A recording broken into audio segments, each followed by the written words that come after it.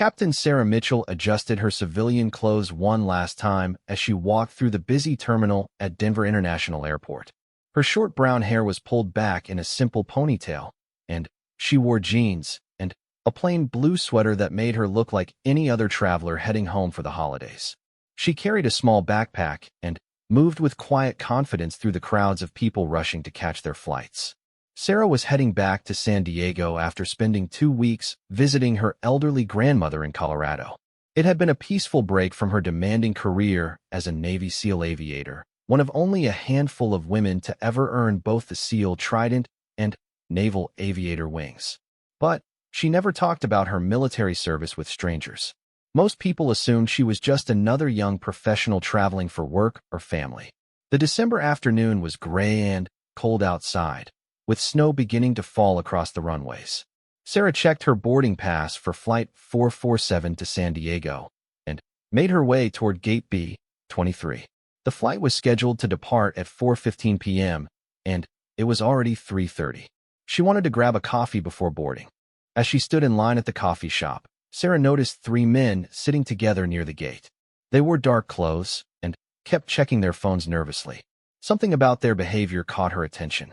Her military training had taught her to observe people and situations carefully, and these men seemed out of place.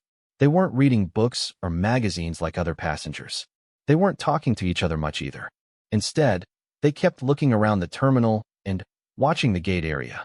Sarah ordered her coffee and found a seat where she could observe the men without being obvious about it. One of them was tall and thin with a beard. Another was shorter but muscular, with a shaved head. The third man was medium height with dark hair and kept touching something inside his jacket. Sarah noticed that all 3 men had small backpacks that they held close to their bodies. Flight 447 was a smaller regional aircraft that would carry about 150 passengers. As boarding began, Sarah watched the 3 suspicious men get in line. They had seats in different parts of the plane, which struck her as odd for people traveling together. The tall man boarded first, followed by the muscular one, and, finally, the man with dark hair. Sarah was in boarding group C, so she waited her turn while keeping an eye on the men. When she finally walked down the jet bridge and entered the aircraft, she quickly scanned the cabin. The tall man was sitting in row 8 on the right side. The muscular man was in row 15 on the left. The third man was near the back in row 22. Sarah's seat was in row 12, which gave her a good view of most of the cabin. The flight attendants were named Jessica, Mike, and Patricia. Jessica was young and energetic, probably new to the job. Mike was an older man who seemed experienced and calm. Patricia was middle-aged with kind eyes and moved efficiently through the cabin preparing for takeoff. Sarah made note of where each crew member was positioned. As passengers continued boarding, Sarah noticed that the 3 suspicious men weren't interacting with anyone around them. They didn't chat with fellow passengers or ask for help with their bags. The tall man kept checking his watch.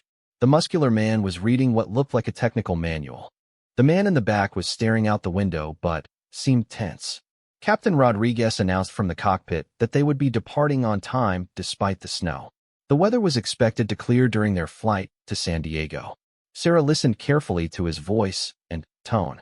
He sounded professional and experienced, which was reassuring. The plane pushed back from the gate at exactly 4:15 p.m. As they taxied toward the runway, Sarah continued watching the 3 men. The tall man had closed his eyes and was taking deep breaths. The muscular man had put away his manual and was now just sitting quietly. The man in the back kept looking toward the front of the plane. During takeoff, Sarah felt the familiar sensation of acceleration and lift that she experienced every time she flew her own aircraft in the Navy. But this time was different because she wasn't in control. She was just another passenger on a commercial flight. The plane climbed steadily through the gray clouds, and soon they were above the weather in clear blue sky. About 30 minutes into the flight, when the plane reached cruising altitude, the captain turned off the seatbelt sign. Passengers began moving around the cabin, visiting the restroom and stretching their legs. Sarah noticed that the tall man immediately got up and walked toward the back of the plane. He stopped near row 22, where the third man was sitting. Jessica, the young flight attendant, was preparing the beverage cart when the tall man approached her. Sarah couldn't hear what he said, but Jessica looked confused and then concerned. The man showed her something in his hand, and Jessica's face went pale. She nodded quickly and began walking toward the front of the plane. Sarah's training kicked in immediately. Her heart rate remained steady, but her senses became heightened. She watched as the muscular man in row 15 also stood up and moved toward the middle of the cabin. The three men were now positioning themselves strategically throughout the aircraft. The tall man reached into his backpack and pulled out what looked like a small device with wires. Sarah recognized it immediately as an improvised explosive device. Her stomach tightened, but she kept her expression neutral and continued observing. The man held the device where other passengers could see it, and people began to gasp and whisper in fear. Jessica reached the cockpit door and knocked urgently. Mike, the older flight attendant, saw what was happening and moved toward the front of the plane as well. Patricia was near the back and had noticed the commotion but wasn't yet sure what was going on. The tall man raised his voice so everyone in the cabin could hear him. Ladies and gentlemen, please remain calm and stay in your seats. This aircraft is now under our control. If you cooperate, nobody will be hurt. If you try to interfere, people will die. Passengers began crying and whispering prayers. A woman across the aisle from Sarah grabbed her husband's hand. An elderly man 2 rows ahead started breathing heavily. Children began asking their parents what was happening. The muscular man in the middle of the plane also revealed a device from his backpack. Turn off all cell phones immediately, he commanded. Anyone caught using a phone will be dealt with severely. He walked up and down the aisle, making sure passengers complied with his order. The man in the back of the plane had moved to the rear galley where Patricia was standing. Sarah could see him talking to her quietly, probably giving her instructions about what to tell the pilots. Patricia looked terrified but was trying to stay professional. Sarah's mind raced through her options. She was trained in close-quarters combat and had experience dealing with hostage situations. But she was outnumbered 3-1, and the hijackers had explosives that could kill everyone on board. She needed to gather more information before making any moves. The tall man, who seemed to be the leader, walked slowly down the aisle toward the cockpit. We have demands that must be met, he announced. This flight will no longer be going to San Diego. We will be landing at a different destination, and certain passengers will be released in exchange for our safe passage. Sarah noticed that none of the hijackers seemed to be looking for specific people on the passenger list. This suggested they might not have planned to target anyone in particular, which could work in her favor. She also observed that they weren't wearing any obvious protective gear, which meant they were likely not planning to survive if their explosives detonated. Captain Rodriguez's voice came over the intercom. His tone was calm, but serious. Ladies and gentlemen, please remain seated and follow all instructions from the crew. We are working to resolve this situation safely. Sarah could tell from his voice that the flight attendants had informed him about the hijacking. The muscular man positioned himself near the emergency exit rows, blocking any potential escape route. The man in the back stayed near Patricia, keeping control of the rear section. The tall leader continued toward the cockpit, presumably to give the pilots their new destination. Sarah realized she needed to act soon, before the situation escalated further. But she also knew that any action she took would put innocent lives at risk. Her SEAL training had taught her that sometimes the best strategy was to wait for the right moment rather than rushing into action. A middle-aged businessman 3 rows ahead of Sarah suddenly stood up. "You can't do this," he shouted. "There are children on this plane." The muscular hijacker immediately moved toward the man. "Sit down now, or I will detonate this device and kill everyone," he warned, holding up his explosive. The businessman hesitated for a moment, then slowly sat back down. His wife was crying and pulling on his arm. Sarah could see the fear in his eyes, but also the anger. She hoped he wouldn't try anything foolish that might trigger the hijackers to become violent. The tall leader reached the front of the plane and knocked on the cockpit door. Sarah could see Jessica standing nearby, looking pale and shaken. Mike was trying to comfort some of the frightened passengers while keeping an eye on the hijackers. "Open the door," the leader demanded. "We need to discuss our new flight plan with the pilots." There was a long pause before Captain Rodriguez opened the cockpit door slightly. Sarah couldn't hear their conversation, but she could see the captain's face. He looked calm but alert, probably trying to assess the threat while protecting his co-pilot and the aircraft. The leader showed Captain Rodriguez the explosive device and gestured toward the cabin full of passengers. The captain nodded and allowed the man to enter the cockpit. This was the moment Sarah had been dreading. Once the hijackers gained control of the aircraft itself, her options would become much more limited. Sarah began mentally calculating distances and angles. She was 12 rows from the front and 8 rows from the back. The muscular man was currently 3 rows ahead of her and slightly to the left. The man in the rear was about 10 rows behind her. If she could somehow neutralize the leader in the cockpit first, she might have a chance to deal with the other two before they could detonate their devices. But first, she needed to create some kind of distraction that would give her the element of surprise. The hijackers thought they were dealing with ordinary passengers who would be too frightened to fight back. They had no idea that a highly trained Navy SEAL was sitting quietly in row 12, planning their defeat. The plane began to bank slightly to the left, suggesting that the pilots were indeed changing course. Sarah looked out the window and tried to estimate their current position.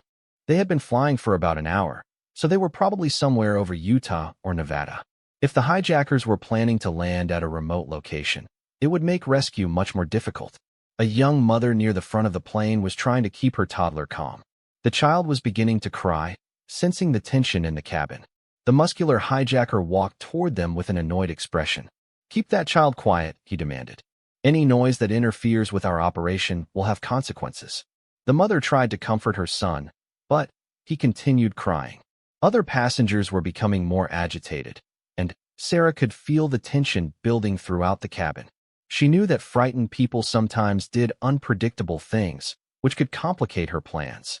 The leader emerged from the cockpit and walked back toward the middle of the plane.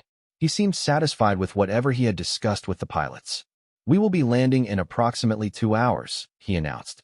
"Until then, everyone must remain seated and quiet. Anyone who causes problems will regret it." Sarah noticed that the leader kept checking his watch, as if he was working on a specific timeline. This suggested that other people might be waiting for them at their destination. It also meant that she didn't have unlimited time to plan her response. The man in the rear section was now walking slowly up the aisle, checking on passengers and making sure they weren't using hidden cell phones or trying to communicate with the outside world. He stopped near an elderly woman who was quietly praying and told her to stop moving her lips. Sarah closed her eyes and began running through combat scenarios in her mind. Her SEAL training had included extensive work on aircraft takedowns, hostage rescue, and close-quarters combat in confined spaces. She had practiced these situations hundreds of times, but never with innocent civilians all around her. The key would be speed and precision. She would need to disable at least one hijacker before the others realized what was happening. The explosives complicated everything, but she noticed that the devices appeared to be manually detonated rather than on timers or remote controls. This meant the hijackers would need to be conscious and able to trigger them. Sarah opened her eyes and saw that the muscular man was now only 2 rows away from her. He was moving methodically through the cabin, checking each passenger. When he reached her row, he stopped and looked down at her. "You," he said. "What do you do for work?" Sarah looked up at him calmly. "I'm a teacher," she lied. "Elementary school in San Diego." The man stared at her for a long moment, as if trying to decide whether to believe her. Sarah kept her expression neutral and made eye contact without appearing challenging or threatening. Her heart was beating steadily, and her breathing remained controlled. "Where are your students' Christmas presents?" he asked, looking at her small backpack. "I already mailed them," Sarah replied smoothly. "I was visiting my grandmother for the holidays."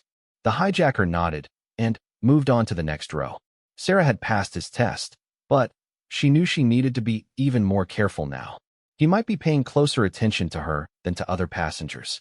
The plane continued flying through the afternoon sky, and Sarah could see mountains below them through the window. They were definitely heading west, but not toward San Diego. The leader checked his watch again and spoke quietly to the muscular man. They seemed to be coordinating their timing for something. A flight attendant announcement came over the intercom, but It was Patricia's voice instead of the captain's. She sounded nervous, but was trying to maintain a professional tone. Ladies and gentlemen, we are experiencing a slight change in our flight plan. Please remain seated with your seatbelts fastened until further notice. Sarah realized that the hijackers were now using the crew to make announcements, which meant they had gained even more control over the situation. She also noticed that they hadn't made any demands for money or political statements, which suggested this might be about something more specific than ordinary terrorism. The man in the rear of the plane had positioned himself where he could see most of the cabin. The muscular man was patrolling the middle section. The leader was moving between the front rows and the cockpit. They had established a good defensive position that would be difficult to overcome without careful planning. Sarah began looking around the cabin for anything that could be used as a weapon. The aircraft was designed to prevent passengers from accessing dangerous items, but her training had taught her to improvise with whatever materials were available. A pen could become a stabbing weapon. A belt could be used for strangling. Even a shoe could be effective if applied correctly. But first, she needed to identify the biggest threat. The leader with access to the cockpit was dangerous because he could crash the plane. The man with the explosive in the middle of the cabin could kill the most people. The man in the rear could block escape routes and prevent other passengers from helping. Sarah decided that her first target would be the muscular man in the middle section. He was closest to her position, and eliminating him would reduce the immediate threat to the largest number of passengers. But she would need to wait for the right moment when the other two hijackers were distracted or out of position. The aircraft began descending slightly, and Sarah could feel the change in air pressure in her ears. They were still at least an hour away from wherever they were going, but the pilots might be adjusting altitude for air traffic control or weather reasons. Sarah hoped that someone on the ground was tracking their flight and trying to help. A teenage boy across the aisle was staring at the hijacker's explosive device with fascination rather than fear. Sarah caught his eye and shook her head slightly, hoping he would understand not to do anything stupid. The last thing she needed was for a curious teenager to provoke the hijackers into violence. The leader walked back toward the rear of the plane, passing directly by Sarah's row. As he moved past her, Sarah noticed that he limped slightly on his left leg.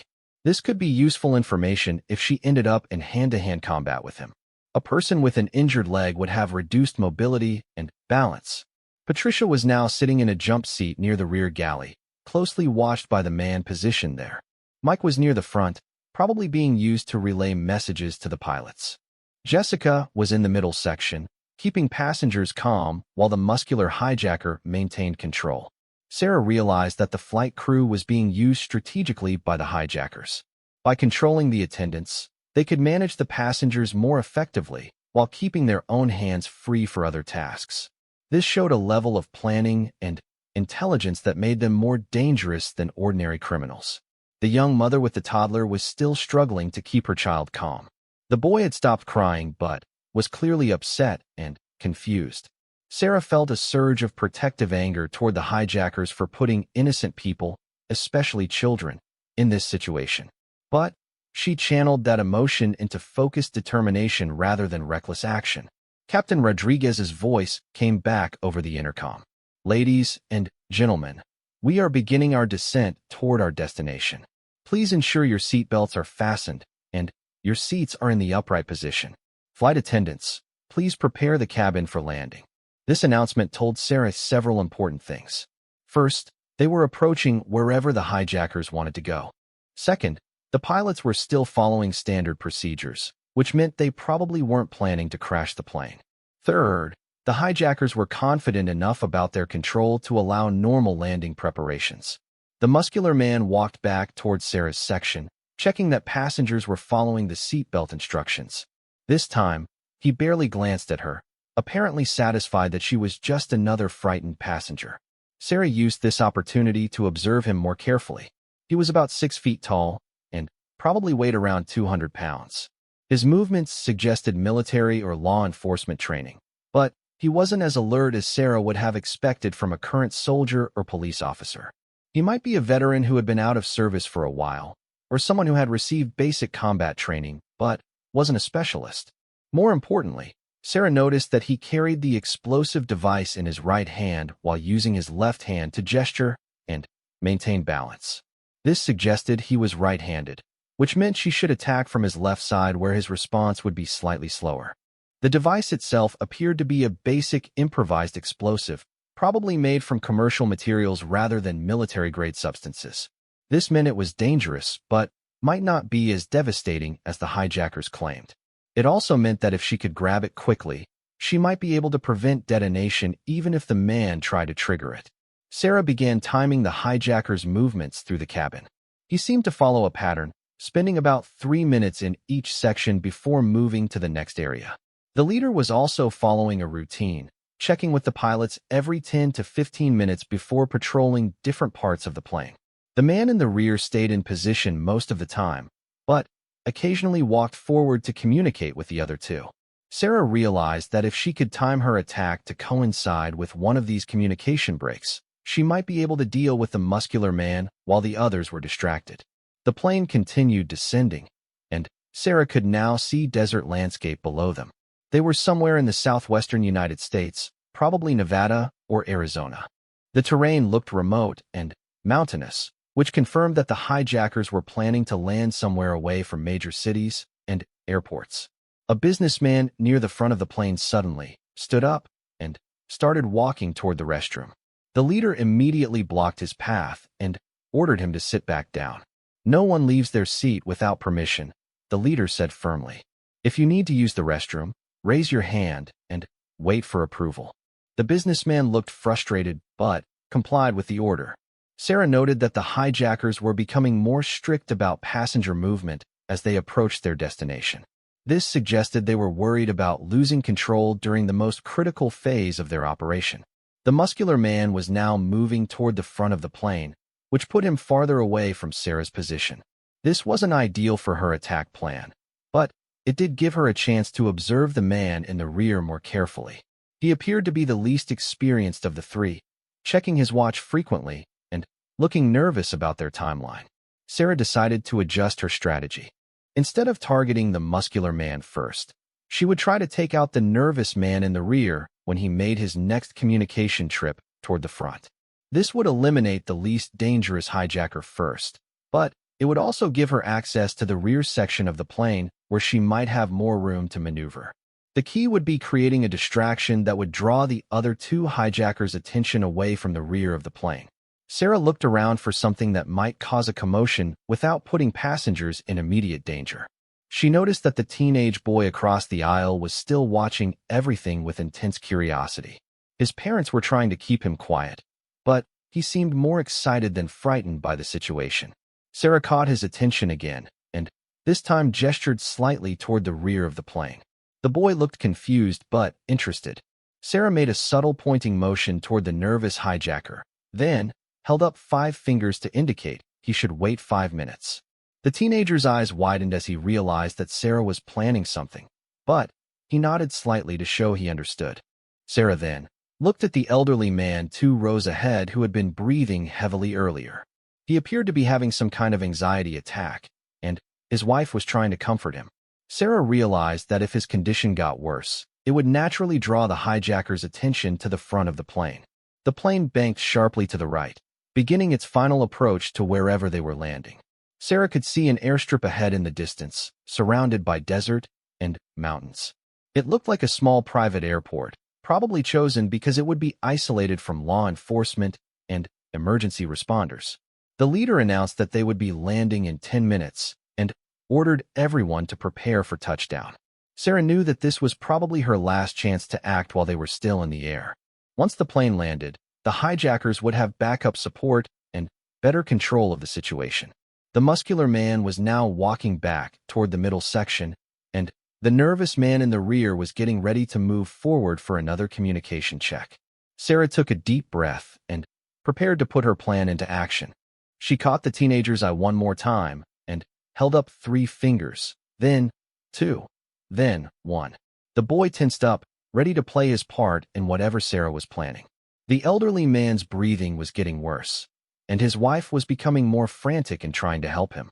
Sarah unbuckled her seatbelt quietly and shifted her position slightly, preparing to move quickly when the moment was right.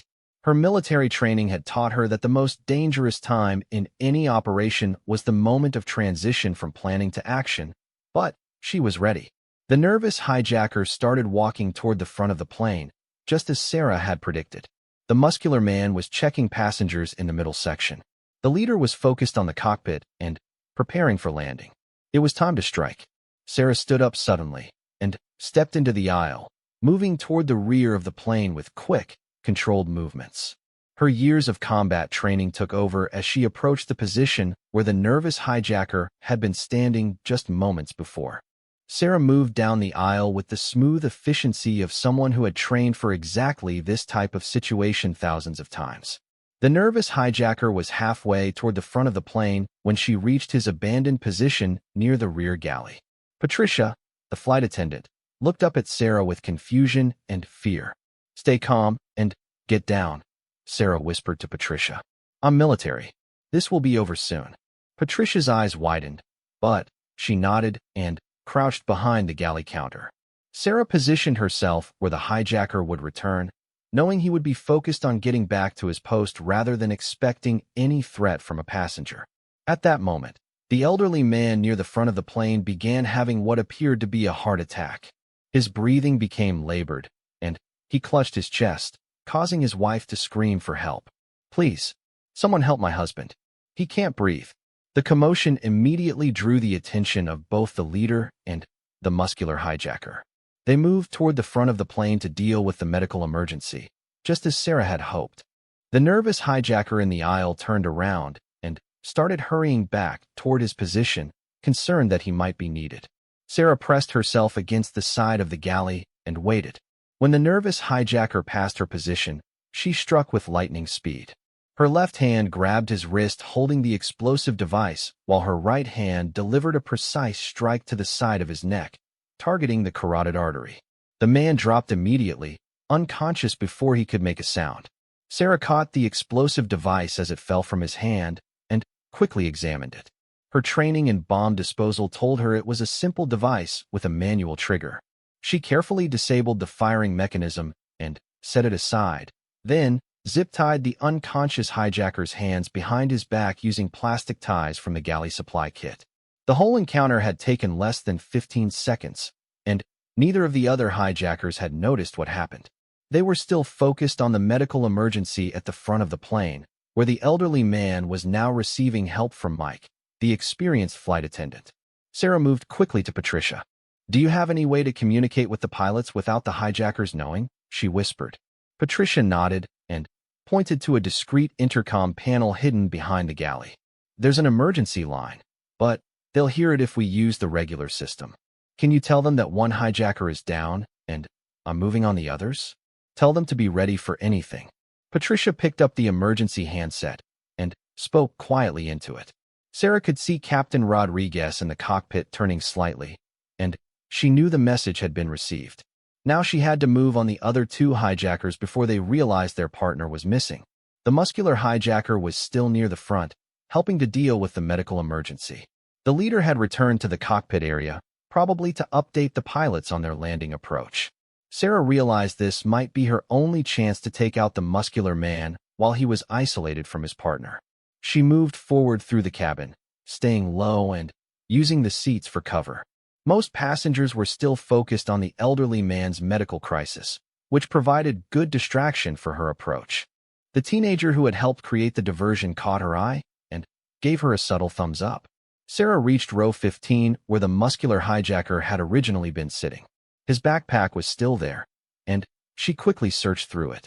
Inside, she found another explosive device, this one larger than the first. She also found what appeared to be a detailed map of the area they were flying over, marked with landing coordinates and escape routes. The muscular hijacker was now kneeling beside the elderly man, who appeared to be recovering slightly. Sarah realized that the man might actually have medical training, which made him more valuable to the group, but also potentially more dangerous in a fight. Sarah approached from behind, moving through the seats rather than down the aisle. When she was 2 rows away, she prepared for her attack. This hijacker was bigger and stronger than the first one, and he would likely put up more of a fight. The elderly man suddenly sat up straighter, and his breathing improved dramatically. "I think I'm feeling better," he said loudly. "Thank you so much for your help." The muscular hijacker started to stand up, and Sarah realized he would turn around and see her at any moment. She had to act immediately. She launched herself forward, wrapping her arm around his throat from behind while using her other hand to control his arm that held the explosive. The hijacker was strong and well-trained. He immediately tried to break her hold by driving his elbow backward into her ribs, but Sarah was ready for this response. She shifted her position to avoid the strike while maintaining pressure on his carotid artery. "Don't move, or I'll detonate this," the hijacker gasped, holding up the explosive device. "No, you won't," Sarah said calmly. "Because if you do, you die too, and your mission fails."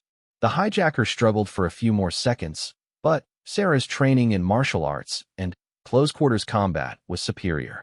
She applied steady pressure to the blood vessels in his neck until he lost consciousness and collapsed to the floor. Passengers around them were staring in shock. An elderly woman across the aisle whispered, "Who is she?" Sarah quickly secured the second hijacker and disabled his explosive device. Now she had eliminated 2 of the 3 threats, but the leader was still in control and had access to the cockpit. This made him the most dangerous because he could still take control of the aircraft itself. She moved toward the front of the plane, staying low and avoiding the leader's line of sight. Jessica, the young flight attendant, saw her coming and looked terrified. Sarah put her finger to her lips and gestured for Jessica to stay calm. The leader was standing near the cockpit door, speaking to the pilots through the small opening. Sarah could hear him giving them final instructions for landing. Maintain current heading and prepare for touchdown in 8 minutes. Once we land, keep the engines running and wait for further orders. Sarah positioned herself 3 rows behind the leader, using the seats for cover. She could see that he was holding an explosive device similar to the others, but this one appeared to be larger and more sophisticated. It might be powerful enough to destroy the entire front section of the aircraft. She needed a different approach for this final confrontation. The leader was more experienced and alert than the other 2 had been. He was also in a position where he could quickly enter the cockpit or threaten the pilots if he felt endangered. Sarah looked around for anything that might give her an advantage. She noticed that Mike, the experienced flight attendant, was positioned near the galley area where he could see both her and the hijacker. She caught his attention and used hand signals to communicate her plan. Mike nodded slightly, indicating he understood. Sarah held up 3 fingers, then 2, then 1, and Mike suddenly stumbled forward, knocking over a cart of beverages. The noise and commotion caused the leader to turn around to see what had happened. That moment of distraction was all Sarah needed. She vaulted over the seats and tackled the leader from the side, driving him away from the cockpit door and toward the middle of the aisle. They hit the floor hard, with Sarah landing on top. The leader was the most skilled fighter of the 3 hijackers. He immediately tried to roll over and pin Sarah beneath him while keeping hold of his explosive device.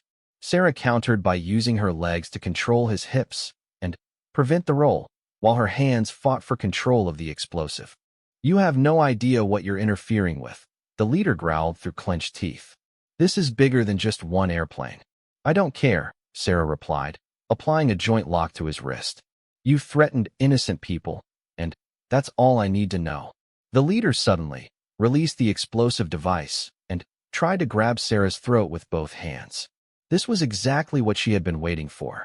With his hands occupied, she was able to grab the device and throw it toward the rear of the plane, away from passengers. Mike, the flight attendant, caught the device and immediately began examining it to make sure it was safe. His military background was evident in the way he handled the potentially dangerous explosive. Sarah continued fighting with the leader, who was proving to be a formidable opponent. He managed to land several strikes to her ribs and shoulders, but her conditioning and training allowed her to absorb the punishment while continuing her attack. The fight lasted almost 2 minutes, with both combatants rolling around the narrow aisle between seats. Passengers pressed themselves back as far as possible to avoid getting caught in the struggle. Finally, Sarah managed to get the leader in a submission hold that he couldn't break. "It's over," she said firmly. Stop fighting, and this ends peacefully. The leader looked up at her with surprise and grudging respect. You're not just a passenger, are you? Who are you? Someone who doesn't like bullies, Sarah replied. She maintained the hold until he lost consciousness, then secured him with zip ties like the other two hijackers. Captain Rodriguez's voice came over the intercom. Ladies and gentlemen, the situation has been resolved. We are going to continue to our original destination of San Diego. Please remain seated while we sort everything out. The passengers erupted in cheers and applause. Several people were crying with relief, and others were taking pictures with their phones to document what had happened. Sarah stood up slowly, feeling the adrenaline beginning to wear off. Jessica approached her with amazement. Ma'am, what you just did was incredible. Are you a police officer? Sarah smiled, but didn't answer the question directly. I'm just someone who couldn't sit by and let innocent people get hurt. Mike walked over carrying the disabled explosive devices. These are all safe now, he announced. And I have to say, I've never seen anything like what you just did. That was military-level combat training. The elderly man who had helped create the distraction came over to thank Sarah. Young lady, you saved all our lives. I don't know how to repay you. You already did repay me, Sarah said. Your acting skills were perfect. That heart attack routine was very convincing. The man grinned. Well, I did some community theater in my younger days. I'm just glad it came in handy for something important. Patricia emerged from the rear galley where she had been watching the final fight. The first hijacker is still unconscious, but stable, she reported. All three are secured and no longer a threat.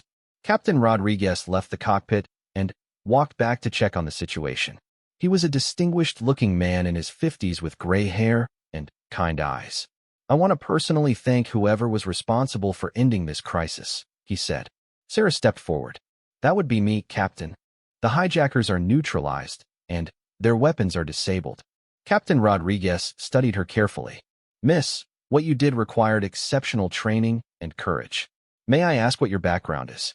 Sarah hesitated for a moment, then decided there was no reason to keep hiding her identity. Captain Sarah Mitchell, United States Navy. I'm a SEAL aviator. The entire cabin fell silent.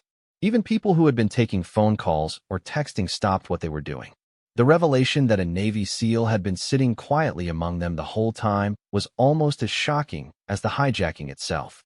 Captain Rodriguez snapped to attention and saluted. Captain Mitchell, it's an honor to meet you. You saved not just this aircraft, but everyone on board. Just doing my job, Captain, Sarah replied, returning the salute. Although technically, I'm off duty right now. The muscular hijacker had regained consciousness and was listening to the conversation. You're a SEAL? He said with disbelief. We had intelligence that said this flight would only have ordinary civilians. Your intelligence was wrong, Sarah told him. And you picked the wrong plane to hijack. Jessica was staring at Sarah with hero worship in her eyes. Ma'am, can I ask you something? When you were fighting those men, were you scared at all? Sarah considered the question seriously. Fear is normal and healthy. It keeps you alert and focused. But my training taught me how to control fear and use it as a tool rather than letting it control me. Mike nodded in understanding. I could tell you had military experience by the way you moved and fought. I served in the army myself, but nothing like what you do. The teenage boy who had helped with the distraction came over with his parents. That was the coolest thing I've ever seen, he said excitedly. Are you like a secret agent or something? Sarah laughed. Not exactly, but I'm trained to handle situations like this. You did a great job helping me when I needed a distraction. The boy's father shook Sarah's hand vigorously. Thank you for protecting my family. I can't imagine what would have happened if you hadn't been here. Someone else would have found a way to stop them, Sarah said modestly. There were a lot of brave people on this plane today. The young mother with the toddler approached with tears in her eyes. You saved my baby's life, she said. How can I ever thank you? Just hug your little boy and be glad you're both safe, Sarah replied. That's thanks enough. Captain Rodriguez returned to the cockpit to contact air traffic control and law enforcement about the situation. The plane was now flying smoothly toward San Diego, and the mood in the cabin had shifted from terror to celebration and relief. Patricia came back from checking on the secured hijackers. They're all conscious now, and asking a lot of questions about you, she told Sarah. They seemed shocked that they were defeated by someone they thought was just a regular passenger. That was their mistake, Sarah said. They made assumptions instead of doing proper reconnaissance. If they had known there was military personnel on board, they probably would have chosen a different flight. The leader of the hijackers called out from where he was secured. Captain Mitchell, can I ask you something? Sarah walked over to him. What do you want to know? How did you identify us as threats before we made our move? We were careful to avoid suspicious behavior. Sarah considered how much to tell him. You were checking your watches too much, and you weren't interacting with other passengers naturally. Your body language suggested you were preparing for action rather than just traveling. Plus, your seating arrangement was tactically positioned rather than random. The leader nodded thoughtfully. We underestimated the level of observation we might face from trained personnel. It won't happen again. There won't be an again for you, Sarah reminded him. You're going to prison for a very long time. Mike announced over the intercom that they would be landing in San Diego in approximately 1 hour and that law enforcement would be meeting the aircraft. He also thanked Sarah publicly for her heroic actions, which prompted another round of applause from the passengers. A businessman who had been sitting near the front stood up. Ladies and gentlemen, I think we should take up a collection to show our appreciation for Captain Mitchell's service. Sarah quickly waved him off. That's very kind, but not necessary. I was just doing what anyone in my position would do. No, the businessman insisted. What you did was extraordinary. Most people would have been too frightened to act, even with military training. An elderly woman added, You risked your own life to save all of ours. That deserves recognition. Sarah was becoming uncomfortable with all the attention. Really, I appreciate the sentiment. But the best way you can thank me is to support our military and first responders who do this kind of work every day. The conversation was interrupted by Captain Rodriguez announcing their final descent into San Diego. The familiar California coastline was visible through the windows, and everyone began preparing for landing. As the plane descended, Sarah reflected on what had happened. The hijacking had been well planned, but not perfectly executed. The terrorists had made several critical mistakes that allowed her to defeat them, but they had also demonstrated skills and knowledge that suggested they were part of a larger organization.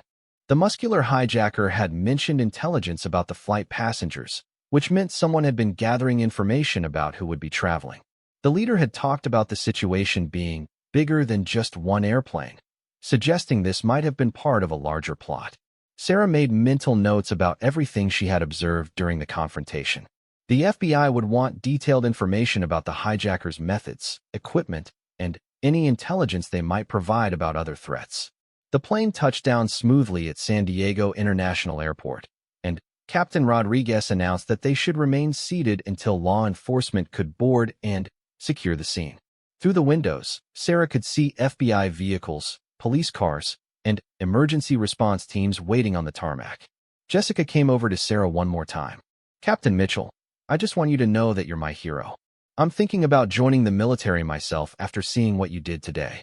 Sarah smiled warmly. The military needs people like you, Jessica. You stayed calm under pressure and helped protect the passengers. Those are exactly the qualities we're looking for.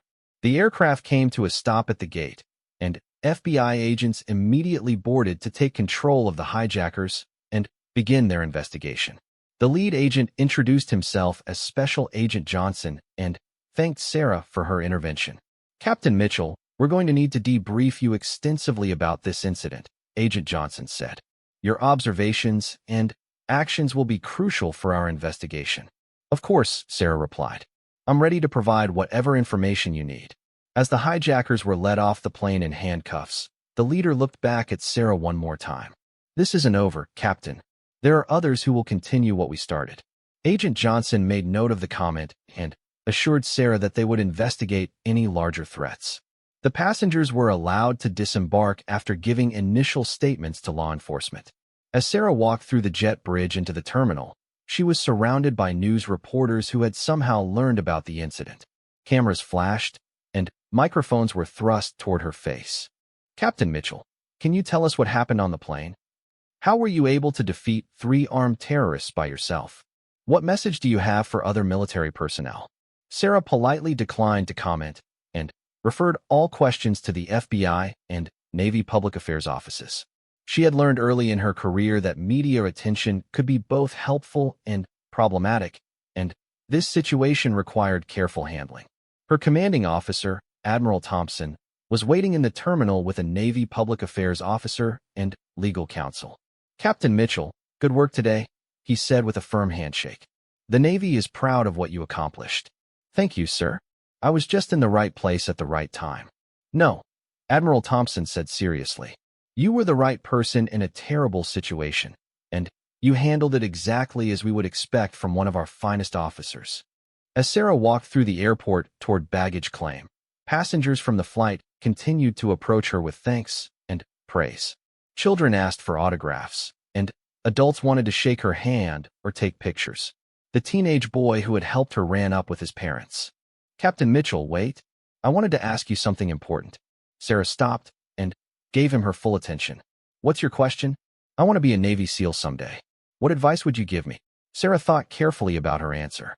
"Study hard, stay in excellent physical condition, and develop strong mental discipline.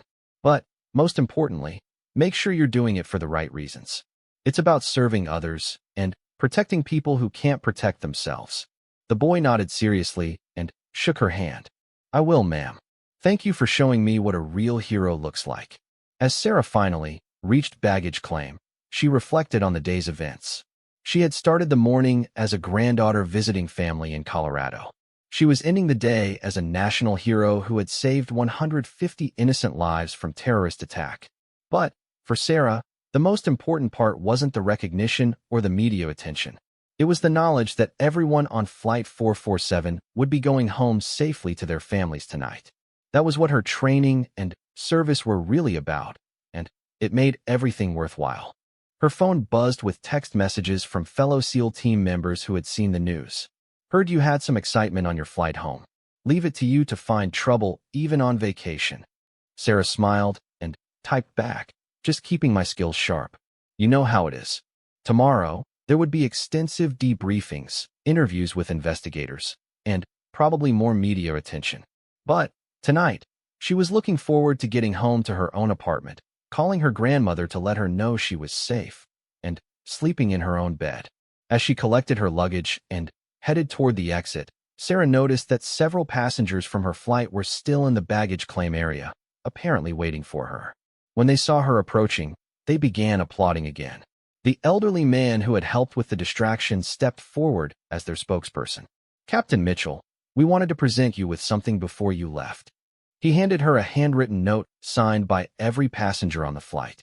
The message was simple but heartfelt. "Thank you for your courage, your service, and your willingness to risk everything to protect strangers. You represent the very best of America's military, and we are honored to have witnessed your heroism firsthand." Sarah felt tears welling up in her eyes as she read the note. This meant more to her than any official recognition or medal ever could. It was a reminder of why she had chosen to serve her country and what that service really meant. "Thank you all," she said to the gathered passengers. "It was an honor to serve alongside each one of you today. You all showed tremendous courage and helped make it possible to end that crisis safely." As Sarah finally left the airport and got into her car, she realized that this experience would stay with her for the rest of her life. Not because of the violence or the danger, but because of the reminder that ordinary people are capable of extraordinary things when they work together. The hijackers had thought they could intimidate and control innocent travelers through fear and violence. Instead, they had encountered a community of people who refused to be victims and a military officer who was prepared to sacrifice everything to protect them. Sarah drove home through the familiar streets of San Diego, grateful to be back in her own city and looking forward to returning to her regular duties with the SEAL teams. But she knew that the passengers of Flight 447 had given her a gift that was more valuable than any commendation. They had reminded her why her service mattered and what she was really fighting to protect. Tomorrow would bring new challenges and responsibilities, but tonight, Captain Sarah Mitchell was simply glad to be alive and to have played a part in ensuring that 149 other people could say the same thing. 3 weeks after the hijacking incident, Captain Sarah Mitchell stood in the Pentagon's most secure briefing room, facing a panel of senior military officials and intelligence officers. The events on Flight 447 had triggered a major investigation that revealed connections to a much larger terrorist network than anyone had initially suspected. Admiral Thompson sat at the head of the table, flanked by representatives from the FBI, CIA, and Department of Homeland Security. Sarah had spent countless hours in debriefing sessions since the incident, helping investigators piece together every detail of the hijackers' methods and statements. "Captain Mitchell," Admiral Thompson began, "your actions on Flight 447 didn't just save those passengers. The intelligence we've gathered from those 3 hijackers has helped us identify and disrupt a network of at least 12 terrorist cells operating across the United States." Special Agent Johnson, who had interviewed Sarah multiple times since the incident, added, "The leader you captured, Ahmad Hassan, has been surprisingly cooperative once he realized the extent of what we already knew. He's provided information about funding sources, training facilities, and planned targets that we never could have discovered otherwise." Sarah listened carefully as the intelligence officers outlined the scope of the terrorist network. The hijacking of Flight 447 had been intended as a test run for a much larger operation planned for New Year's Eve. Multiple aircraft were supposed to be seized simultaneously and used as weapons against major population centers. The fact that their test run failed so completely has forced them to abandon their larger plan, explained CIA Director Williams. "Your intervention didn't just save one planeload of people, Captain. It prevented what could have been the deadliest terrorist attack since 9/11. The revelation was sobering, but Sarah had suspected that the hijacking was part of something bigger based on the hijackers' comments and level of organization. The weapons and explosives they had carried were more sophisticated than what typical criminals would have access to." "What's our next step?" Sarah asked. "Are there other cells still operating that we haven't identified?" Agent Johnson opened a classified file. "Based on Hassan's information, we believe there are at least 3 more cells that weren't part of the New Year's operation. They're focused on different types of targets, including military installations and government buildings." Admiral Thompson leaned forward. "This is where you come in, Captain. We need someone with your unique combination of skills to help with a special operation to neutralize these remaining threats." Sarah had been expecting this request. Her success against the hijackers had demonstrated capabilities that made her valuable for counter-terrorism operations beyond her normal SEAL duties. "What kind of operation are we talking about, sir?" CIA Director Williams answered. "One of the remaining cells is planning an attack on Naval Base Coronado, where you're stationed. They've been conducting surveillance for months and have detailed plans of the base layout, security procedures, and personnel schedules." The news hit Sarah personally. Coronado was not just her workplace, but home to hundreds of military families, including many of her closest friends and colleagues. The idea that terrorists were planning to attack her own community made this assignment deeply personal. They specifically chose Coronado because they believe it will be easier to infiltrate than larger installations like Norfolk or Pearl Harbor, Agent Johnson explained. "But they don't know that we're aware of their plans, which gives us a significant advantage." Admiral Thompson handed Sarah a thick briefing folder. "We want you to lead a joint task force to identify and capture this cell before they can execute their attack. You'll be working with FBI counterterrorism specialists, naval intelligence officers, and a select team of SEALs." Sarah opened the folder and began reading. The intelligence was detailed and frightening. The terrorist cell had been preparing for their attack for over a year, gathering information about base security, identifying potential entry points, and stockpiling weapons and explosives. "The cell leader is a man named Viktor Kozlov," CIA Director Williams continued. "He's a former Russian military officer who became radicalized after his discharge. He has extensive training in explosives and special operations tactics." The photograph showed a man in his mid-30s with cold eyes and distinctive facial scars. Sarah studied his face carefully, knowing that she would likely encounter him in person before this operation was over. "Kozlov has recruited 4 other individuals with various specialized skills," Agent Johnson added. "One is an electronics expert who specializes in defeating security systems. Another is a former Army demolition specialist. The other 2 are muscle with experience in armed combat." Sarah continued reading through the intelligence files.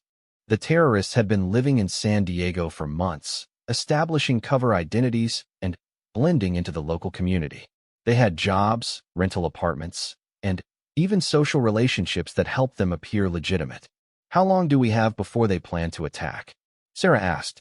Based on their communications that we've been monitoring, they're planning to strike during the base's annual Family Day celebration next month, Admiral Thompson replied. Maximum casualties and psychological impact. The Family Day celebration was one of Sarah's favorite events. Military families gathered for a day of activities, demonstrations, and community building. Children played games while their parents socialized with colleagues.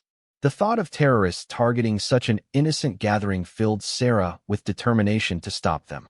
What resources do I have for this operation? She asked.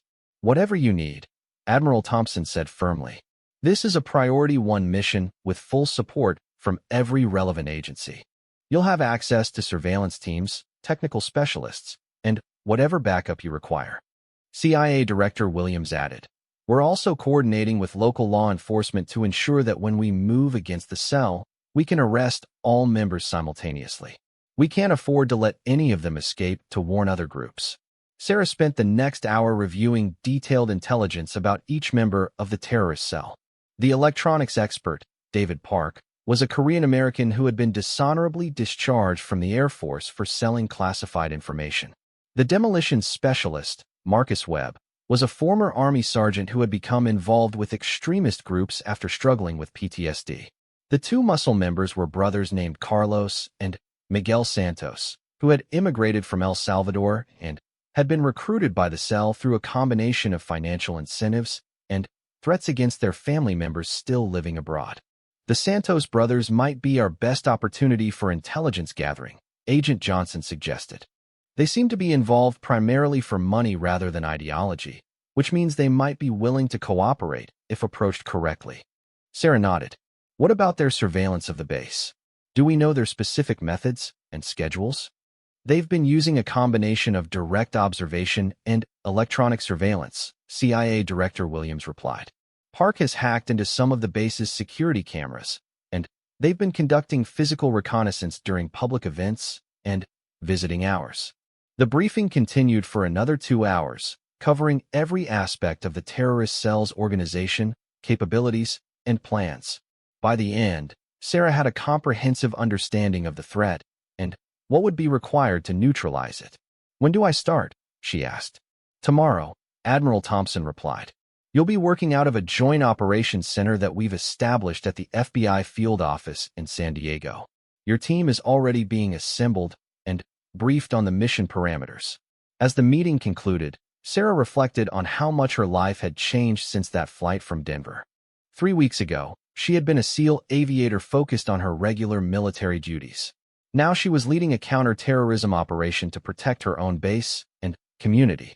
The next morning, Sarah arrived at the FBI field office to meet her task force team. The group included FBI Special Agent Maria Rodriguez, a counterterrorism specialist with 15 years of experience, Lieutenant Commander Mike Chun, a naval intelligence officer who specialized in threat assessment, and Master Chief Petty Officer James Wilson, a senior SEAL with extensive experience in special operations. Captain Mitchell, Agent Rodriguez said as introductions were made, I've read the reports about what you did on that airplane. It's an honor to work with you on this operation. The honor is mine, Sarah replied. This is exactly the kind of threat that requires all of our agencies working together. Lieutenant Commander Chin spread out detailed maps of Naval Base Coronado on the conference table. Based on the intelligence we've gathered, the terrorists have identified 3 potential entry points to the base. The main gate during Family Day, when security screening will be overwhelmed, the waterfront area where they could approach by boat, and a section of fence near the back of the base that has limited surveillance coverage. Master Chief Wilson pointed to specific locations on the map.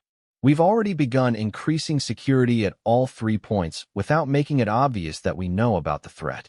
Additional patrols, better camera coverage, and more checkpoints, but done gradually so it looks like routine security upgrades. Agent Rodriguez opened her laptop and showed surveillance photos of the terrorist cell members. We've been monitoring their activities for the past week since we identified their location. They're living in two separate apartments about 5 miles from the base, and they meet regularly at a warehouse that Kozlov rented using a false identity. Sarah studied the photos carefully. The terrorists looked like ordinary people going about their daily lives. Kozlov worked at a construction company, which gave him legitimate reasons to purchase materials that could be used for making explosives. Park worked at an electronics store, providing cover for his technical activities. The Santos brothers did landscaping work, which allowed them to move around the San Diego area without attracting attention. What's their timeline for the attack? Sarah asked. Based on their communications, they plan to conduct a final reconnaissance this weekend, then execute the attack during Family Day, which is scheduled for next Saturday. Lieutenant Commander Chen replied. That gives us exactly 1 week to finalize our plan and position our people, Sarah calculated. What's our arrest strategy? Agent Rodriguez outlined the plan. We want to take them during their final reconnaissance meeting when all 5 members will be together at the warehouse. This will prevent any of them from escaping and ensure that we capture all their equipment and intelligence. Master Chief Wilson added, we'll have SEAL teams positioned around the warehouse, FBI tactical teams blocking escape routes, and local police providing perimeter security. The operation is scheduled for this Friday night, when they're planning their final meeting. Sarah nodded approvingly. It was a sound plan that would minimize the risk of the terrorists escaping or alerting other cells about the law enforcement response. Over the next several days, Sarah and her team conducted detailed surveillance of the terrorist cell while finalizing their arrest plans. They watched Kozlov and his associates go about their daily routines, gathering additional intelligence about their methods and capabilities. On Thursday afternoon, Sarah received an urgent call from Agent Rodriguez. Captain, we have a problem. Our surveillance team just observed Kozlov making an unexpected trip to a military surplus store where he purchased what appeared to be body armor and additional weapons. Has their timeline changed? Sarah asked. It's possible. We're also seeing increased electronic chatter between cell members, suggesting they might be accelerating their schedule. Sarah realized that their careful plan might need to change quickly. If the terrorists were preparing to attack earlier than expected, the task force would need to move immediately to prevent the assault on Naval Base Coronado. What's the current status of their meeting schedule? She asked. Lieutenant Commander Chen answered. They're supposed to meet tonight at the warehouse for what we believed would be planning session. But, based on their recent behavior, it might actually be their final preparation before attacking tomorrow. Sarah made a quick decision. We move tonight. Alert all units, and prepare for immediate deployment. We can't risk waiting any longer. The operation began at 9 p.m. when surveillance teams confirmed that all 5 terrorist cell members had arrived at the warehouse. Sarah positioned herself with the primary assault team, while FBI tactical units surrounded the building and SEAL teams took overwatch positions. All units, this is Bravo 1. Sarah spoke into her radio. Target building is secure. Prepare for breach on my command. Through night vision equipment, Sarah could see into the warehouse where the terrorists were gathered around tables covered with maps, weapons, and explosive devices. Kozlov was addressing the group, apparently giving final instructions for their planned attack. Bravo 1, this is Overwatch, came the voice of Master Chief Wilson from his sniper position. All targets are accounted for and in position. You have green light for breach. Sarah signaled to her team. Execute, execute, execute. The assault began simultaneously from 3 directions. FBI agents breached the front entrance while SEAL teams entered through side doors and windows. Flashbang grenades exploded throughout the warehouse, disorienting the terrorists and preventing them from reaching their weapons. Federal agents, get down on the ground. Now, the operation was over in less than 30 seconds. Kozlov and his associates were on the ground with hands secured behind their backs before they could mount any resistance. The warehouse was filled with enough weapons and explosives to carry out a devastating attack on the naval base. All targets secure, Agent Rodriguez reported over the radio. No injuries to law enforcement or civilians. Sarah examined the materials the terrorists had assembled. In addition to conventional weapons, they had constructed several sophisticated explosive devices designed to cause maximum casualties in crowded areas. The attack they had planned would have killed dozens of military families during what should have been a day of celebration and community. Kozlov looked up at Sarah with hatred in his eyes. You think this changes anything? There are others who will continue our work. Maybe, Sarah replied calmly. But they won't be targeting my base or my people. The investigation of the warehouse revealed detailed plans not just for attacking Naval Base Coronado, but for additional attacks on other military installations across California. The terrorist cell had been far more ambitious and dangerous than intelligence agencies had initially realized. Over the following days, information gathered from the arrested terrorists led to the identification and arrest of additional cell members in Los Angeles, San Francisco, and Sacramento. The network that had seemed so threatening just weeks earlier was systematically dismantled through coordinated law enforcement action. A month after the warehouse raid, Sarah stood before another gathering of senior military officials, this time to receive recognition for her role in preventing what could have been a series of catastrophic terrorist attacks. Captain Mitchell, Admiral Thompson announced, your actions over the past 2 months have demonstrated exceptional courage, leadership, and dedication to protecting American lives. It is my honor to present you with the Defense Distinguished Service Medal for your extraordinary service to our nation. Sarah stood at attention as the medal was pinned to her uniform. Around her, fellow military officers, FBI agents, and intelligence officials applauded her achievements. But her thoughts were focused on the people whose lives had been saved by their collective efforts. After the ceremony, Agent Rodriguez approached Sarah. Captain, I wanted to thank you personally for your leadership during this operation. Working with you has been one of the highlights of my career. The feeling is mutual, Sarah replied. This kind of success only happens when different agencies work together effectively. Lieutenant Commander Chen added, the intelligence community has been talking about your unique combination of combat skills and analytical capabilities. There are likely to be more opportunities for this type of work if you're interested. Sarah considered the offer. Her experience over the past 2 months had shown her that there were threats to American security that required exactly her type of specialized skills and training. I'm definitely interested in continuing this type of work, she said. But I want to make sure I can still maintain my regular SEAL duties and flight qualifications. Admiral Thompson, who had been listening to the conversation, stepped forward. Captain, we're creating a new joint task force specifically focused on aviation-related terrorism threats. Would you be interested in leading that unit? The offer was exactly what Sarah had hoped for. It would allow her to use all of her skills while addressing the types of threats she had encountered firsthand. Yes, sir. I would be honored to take that assignment. 6 months later, Sarah sat in her new office overlooking San Diego Bay, reviewing intelligence reports about potential threats to American aviation. Her joint task force had already prevented 3 attempted hijackings and dismantled 2 terrorist cells focused on airport security vulnerabilities. The events that began with Flight 447 had changed the trajectory of her military career, but, more importantly, they had reinforced her commitment to protecting innocent people from those who would do them harm. Sarah's phone buzzed with a message from Jessica, the flight attendant who had been working on Flight 447. Captain Mitchell, I wanted to let you know that I just graduated from Navy boot camp. Thank you for inspiring me to serve my country. Sarah smiled and typed back a congratulatory message. The ripple effects of that day continued to influence lives in positive ways, creating a new generation of people committed to protecting others. As she prepared for her next mission briefing, Sarah reflected on how much she had learned about herself and her capabilities over the past year. The frightened passengers on Flight 447 had seen her as a hero, but she knew that she was simply someone who had been prepared to do what was necessary when circumstances demanded it. The real heroes were people like Jessica, who were inspired to make changes in their own lives to serve something larger than themselves.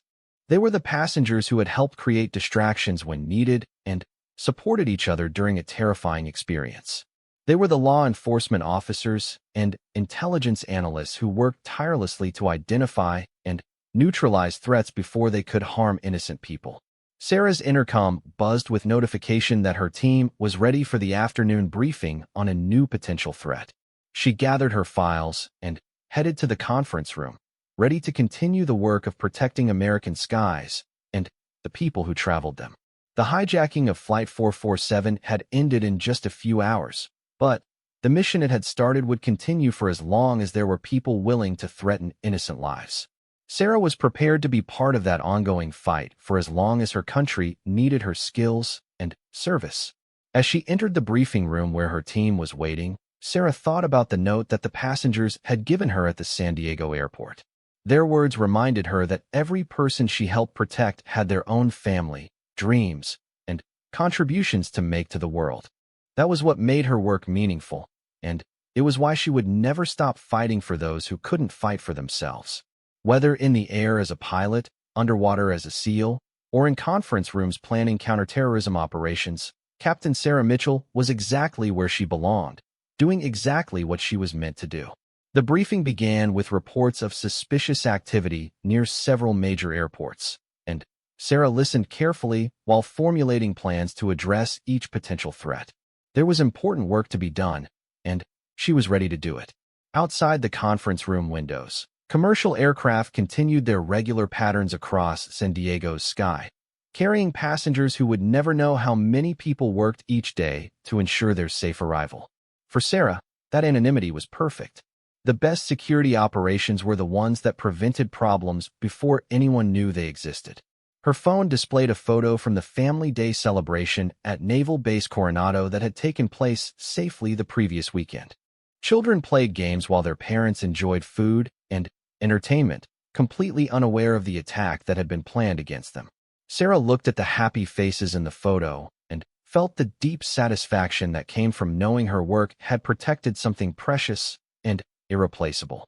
Tomorrow would bring new challenges and new threats to address, but tonight, hundreds of military families were safe at home because of the work that her team had done. That was enough reward for a lifetime of service, and Sarah wouldn't trade places with anyone in the world. She was exactly where she belonged, doing exactly what she was meant to do, protecting the people and values that made America worth defending. The briefing continued with detailed analysis of the latest intelligence, and Captain Sarah Mitchell focused her full attention on the work that lay ahead.